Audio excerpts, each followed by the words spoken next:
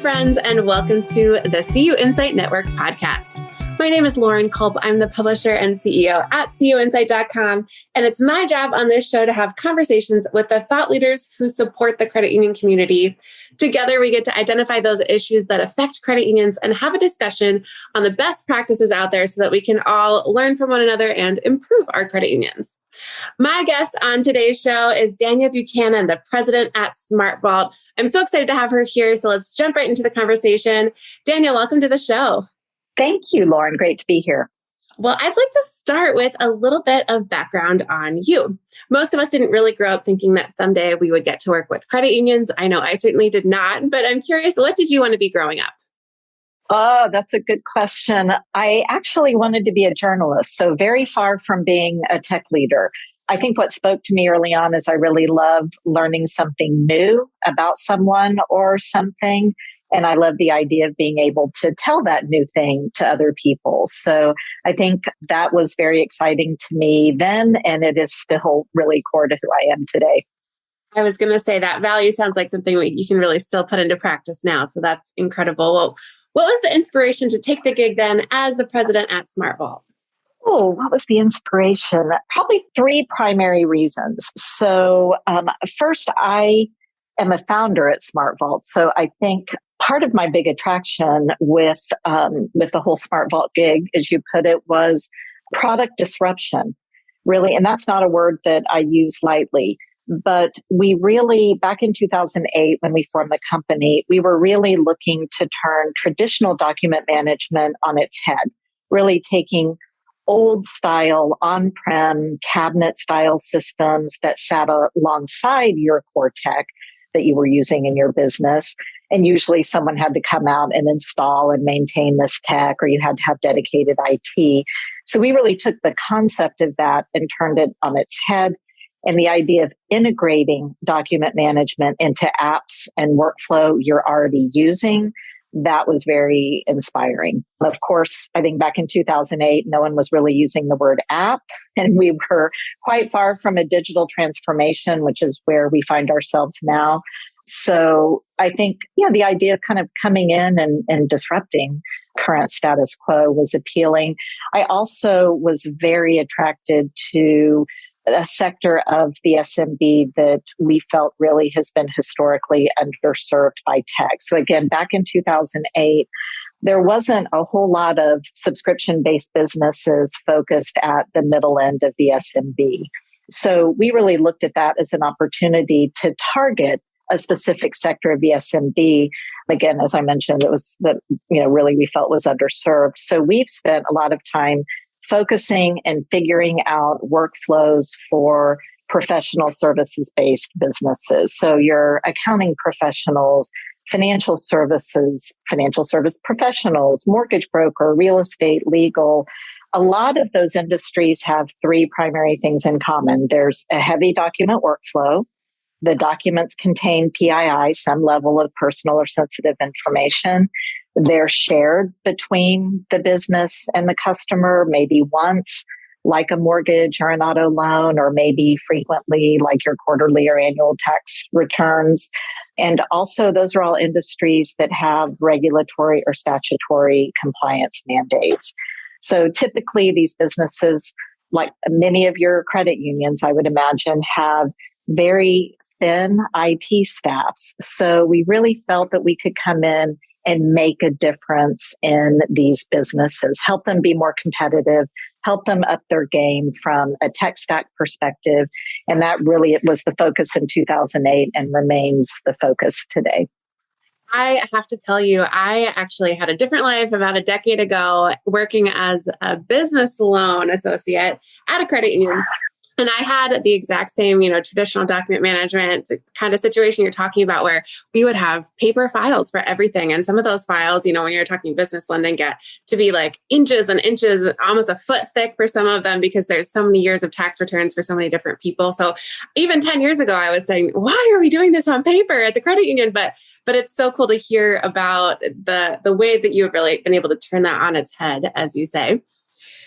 So let's say that you are at a conference and maybe you and I will even get to run into one another at one soon. What's that elevator pitch that you give on what SmartVault is and where you add value to credit unions? I know you spoke to that a little bit already, but what would you say is that elevator pitch?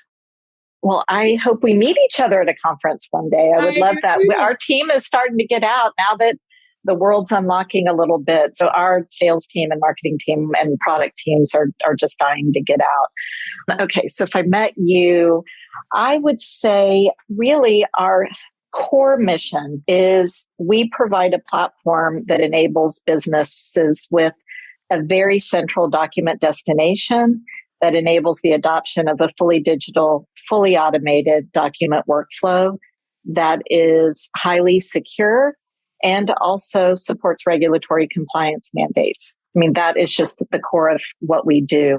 We really focus on coming in and reducing or eliminating routine and repetitive tasks associated with those document workflows. You were just mentioning the folders being an inch thick. I had a similar story when we were concepting the business back in 2008, and I went to several large accounting firms. You think, oh, I'm going to these big accounting firms. I really want to get involved and watch how their processes were working. And you would go desk to desk and you would find tax preparers with, 5 folders on their desk, all stacked up, ready to be worked with just a half inch to an inch to maybe even 2 inches of paper inside. So it's startling to think that that wasn't that long ago. But what we can really do is we can come in and eliminate and fully automate those paper-based workflows. So I would say for credit unions specifically, it's very analogous to the tax prep workflow, for instance, where we can come in and streamline the document collection, the routing and e-signing of those documents. Sometimes those documents need to be shared back with your customer or internally with other partners. We've also about a year ago launched a vaulting solution where our certified vault product can be utilized for the digital signing and electronic vaulting of the authoritative copies. So we, in essence, become the custodian partner between the credit union and their customers, for example. So it really just gives us the opportunity to provide an end-to-end solution that supports that big word I said at the beginning, digital transformation in the financial services market. Well, thanks for all of that insight. You share such powerful sort of information and data, even around some of the reasons that credit unions should be on a platform like SmartVault. So I'm really excited to talk more about that. But we know that the pandemic has fundamentally changed people's attitudes towards work as well. And so I'm curious, how have you seen maybe employee expectations changing in regards to the work environment, whether that's in person or remote or a hybrid of both?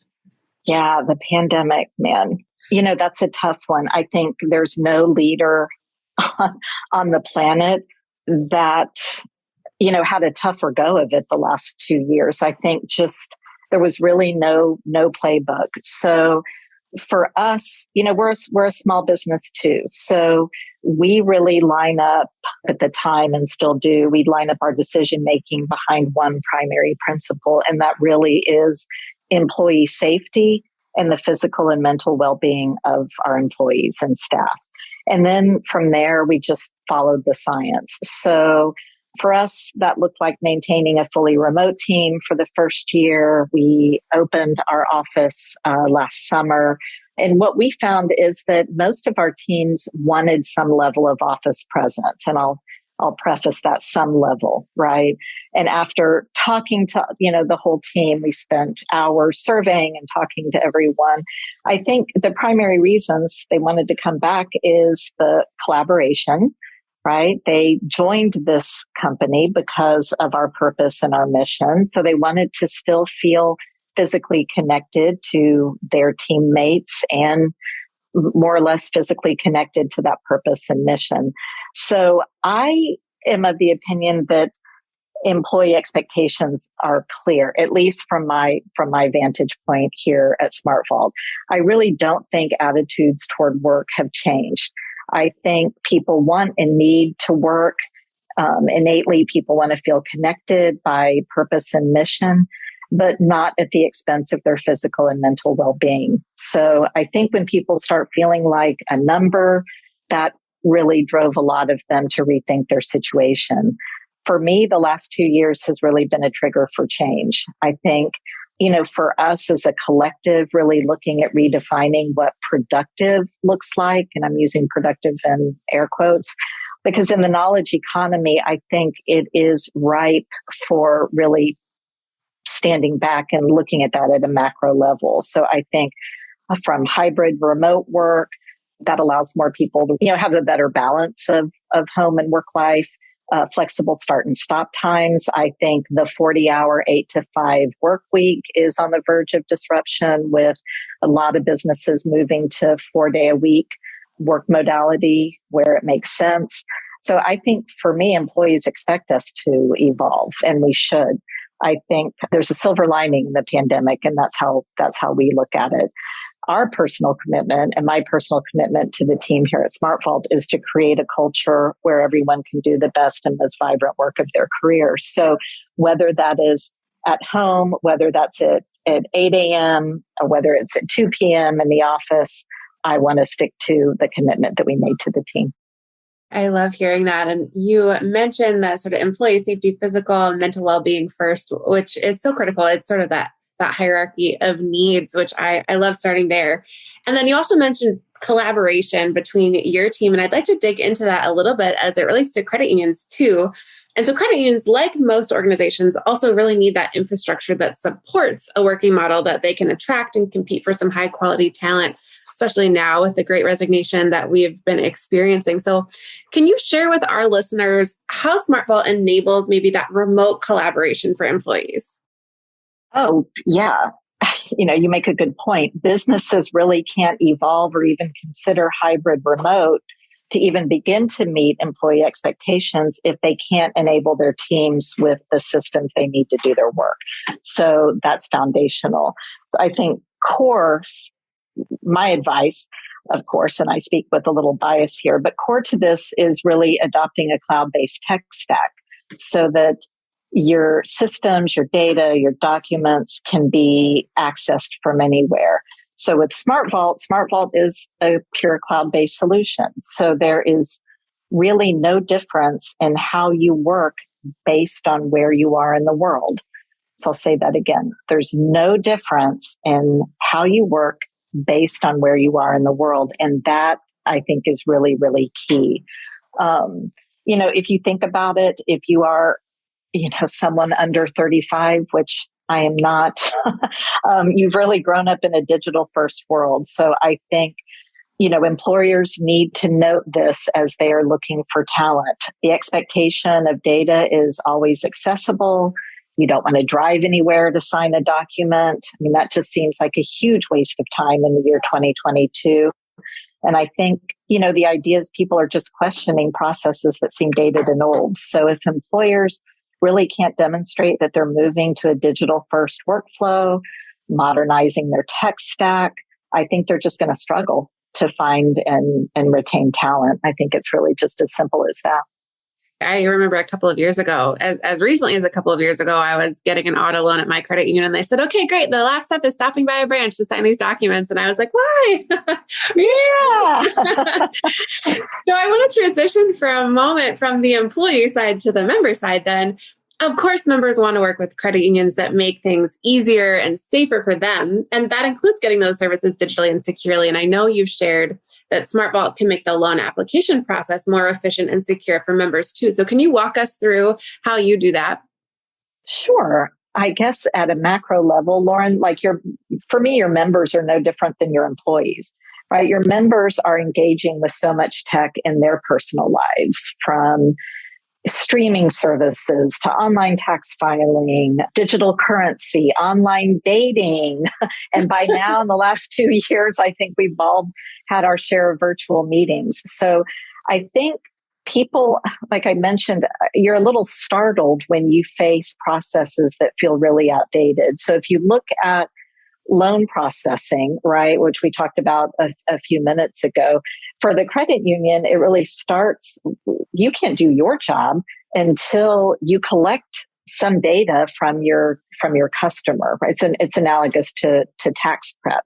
So in the loan world, I think what we can come in and do is automate the workflow around collecting the document from a customer. We've got a very cool request docs feature, if I can lean into features just for a minute for this example. So that allows for the credit union to just streamline the collection of documents from a customer. Then you can set an alert to notify the loan processor when the docs are in. And once the loan is processed, you potentially have documents that need signing. You can do all of that electronically. Obviously, e-signatures are legally binding and have been for some time. And then ultimately, the documents reside in a secure online portal where access and permissions can be set. So that the right people have access to the right documents. And like I mentioned a few minutes ago, in the case where there's a security interest, SmartVault can automate the digital signing and the electronic vaulting of the authoritative copy of a document. And that is in compliance with the UCC Uniform Commercial Code 9-105.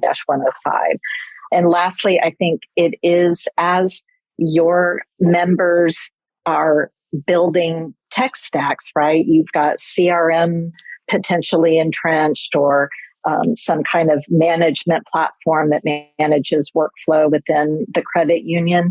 We've got a very open API platform, and that's, such a buzzword, but so important right now, where you can initiate parts of the workflow I just described from apps you might already be using. So SmartVault can come in at any point in the workflow. We can take the full workflow, or we can come in and integrate potentially with an application that's currently being used by the credit union. So I think that's super powerful too. Wow. Yeah. It sounds like there's a lot of opportunity there to improve the experience for both the credit union membership side and the employee side. We'll definitely be linking to SmartVault and to some contact information for you all so that folks who want to get in touch and learn more can do that as well. So check out the show notes if you're listening and you just really want to get involved. On a bit of a different topic too, I know you're really passionate about serving your local community, and that aligns so well with the credit union industry, which is also really focused on helping their local communities. So can you share some of your experiences and insights on the impact that this commitment can have for credit unions too? Yeah. You asked me a question at the top, something like why I came here and why this gig, why now? Yes. I'm super passionate about supporting small business. I guess I'm a little bit altruistic in that way, where for me, this country was built on the backs of small businesses, where, handshakes matter, relationships are built on trust. I think there is still a whole lot of comfort in that familiarity. And I ultimately think people like doing business with partners who get them, ultimately. And I think that's what makes credit unions so powerful. So all we're doing is coming in and supporting credit unions and evolving some of those really manual paper-based processes. And that just empowers the credit unions with more tools to stay competitive while they can still focus on their primary differentiator, which is being a part of the same community their customers are a part of. So for us, just on the SmartVault side, we could have made a whole lot of decisions around, for instance, how we support our customers. We chose to build a Houston-based support team. So all of our employees, from sales, marketing, development, all the way through to your customer support and customer success reps, are all based in Houston. So when you call us, you will likely get a person that can tell you what the Astros score was from the game last night.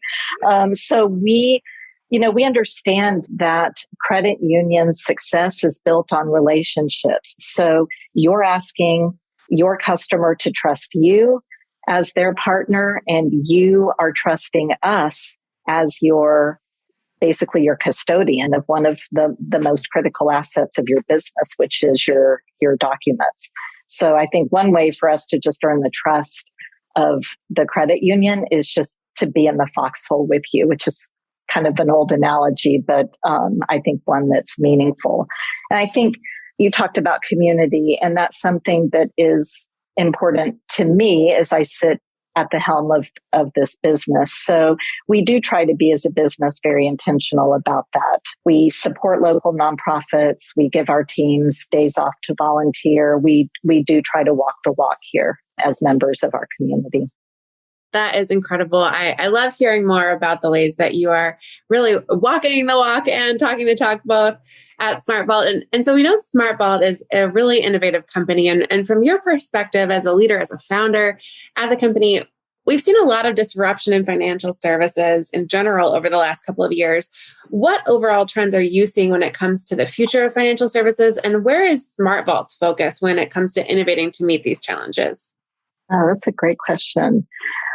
Disruption, I think, comes in all shapes and sizes. I think certainly the rise of digital currency is something that I still try to get my mind around. Disruptor banks, and of course, just the whole fintech space is really just exploding with tech solutions that are constantly challenging the core. And I'll say I'm a fan of it. I really am a fan. But I do think you need to walk before you run. So our focus is really just stepping back and enabling the continuation, or in some cases, the start of a digital transformation for credit unions and regional banks. So it is foundational that you get a paperless workflow, then automate some of your routine, repetitive processes, and then build from there. Right? It's like the plumbing in the house. You've got to get that in place first before you can look at decorating it. So as we ride the wave of the next 5 years, 10 years, and all of the changes that are coming into the financial services space, my recommendation is, get the foundational parts right. Get paperless. Start automating your workflow and your document workflows, and then build from there. Sounds like to me the work that you all do at SmartVault really allows credit unions to better compete with some of the disruptor banks or fintechs or other solutions that are out there for members. And at the same time, maybe figure out better ways to partner with some of those folks as well. I could talk to you about this forever. It feels like it's so important that as credit unions, we are evolving to meet the changing needs of our members today. But as we wrap up the show, I'd like to have some fun with rapid fire questions to let our listeners get to know you a little bit better. So the questions are rapid, but your answers don't have to be. So if you are ready, we will dive right in. Ready. All right.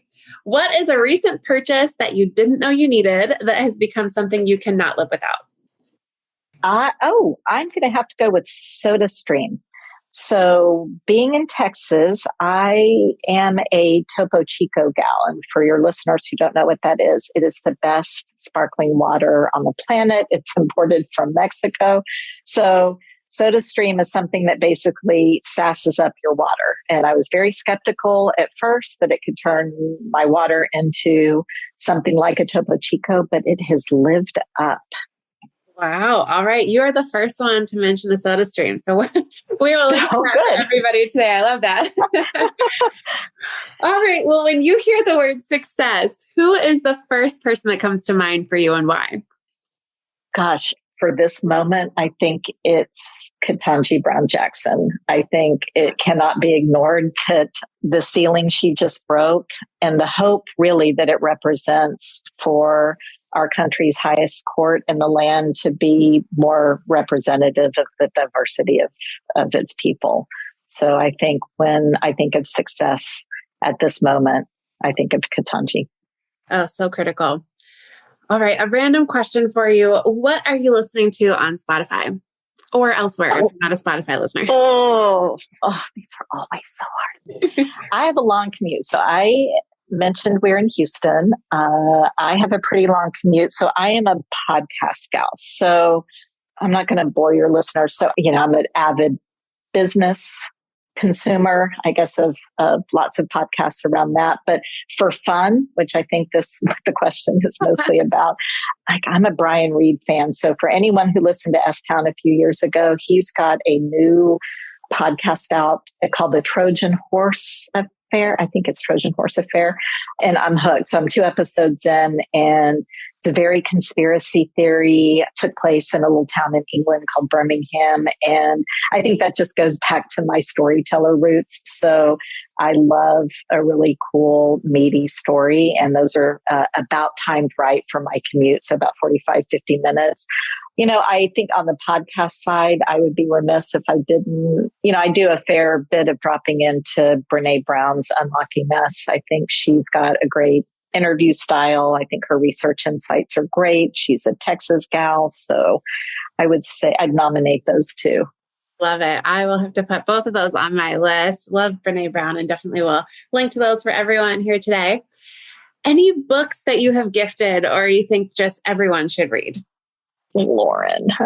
I've gifted a ton. It's my favorite thing to gift. So I think there have been so many books that have been important to me through the various stages of my life. I'm not even sure I could pick one. So I'm going to take the cheap, easy way out and pick the most recent. So my husband talked me into this, watching the Beatles documentary that came out a month or two ago from Peter Jackson. So I was never a huge Beatles fan, but watched the documentary and basically just kind of fell in love with watching two of the world's most talented songwriters of our time and the way the whole creative process worked. So he got me a book. My husband got me a book, and it's green, and I think it's called The Lyrics or something like that by Paul McCartney. The reason I think it's fascinating is not only if you're a Beatles fan and you would get a kick out of reading the story behind the lyrics, but I just think, again, the creative process is inspiring really for anyone involved in building a company or writing music. It's all the same process, right? So kind of to get outside of your day to day and watch how others do it, perhaps in other industries, I find super inspiring. So that may be something I gift. We'll see. I will have to add that one to my bookshelf here. All right. The calendar is empty. What do you do to unwind outside of work? Also, is your calendar ever empty? I do a better job managing it now than I did 10 years ago. I'll say that. So I think, we live in the South, so we are blessed with great climate. So I love to be outside, daily walking, bike riding. We just got the little foldy bikes, the Brompton bikes. Those are a blast. Those are super fun. We are fortunate enough to live near a beach. I realize it's not the beautiful Florida coast for anyone listening, but don't harsh on the Gulf of Mexico until you visit it. So anything beach related, hiking, which if we can get out of town, but I really think that's just sort of glorified uphill walking. So anything in that realm, anything outside. Love that. And yes, definitely very lucky with the climate down there. Up here in Madison, Wisconsin, it has been snowing this week. So this is April. So we are almost into May here, ready for some change. Send some of that sunshine our way. I bet. All right. Well, we will link to everything that we talked about today in the show notes. But my last question for you is, do you have any final thoughts that you would like to share or final asks of our listeners today? Final thoughts, similar to what I tell our team is I would tell your listeners to be intentional, kind of back up and really think about how you're going to level your business up, what the pain points really are. Just pull away from the business if you can and take a 30,000 foot view. Talk to your employees, talk to your customers, talk to other people in your space, and really then just follow a very simple process for identifying where you have gaps, really seeing how automation can come in and support you. I think we've talked to so many customers in the financial services space. It can really be overwhelming to turn everything over at once, and you don't have to. You really don't have to. You can get incremental benefits from automating one process, then the next, kind of like a subscription model, right? 5% change this month compounds next month and next month and next month. So you really don't have to do it all at once. So think about what you can do next month that will give your employees and your customers a better experience. And of course, we'd love to talk to you as you begin evaluating your tech. What a perfect way to wrap up the show today. And for all of our listeners who would like to get in touch, we will link to some contact information here for SmartVault and for Dania's team. So we will be sure that that is in the show notes. Thank you again, Dania, for being on the show. Stay well. And thanks again to all of our listeners for tuning in today to the CUInsight Network podcast. We will be back again next time.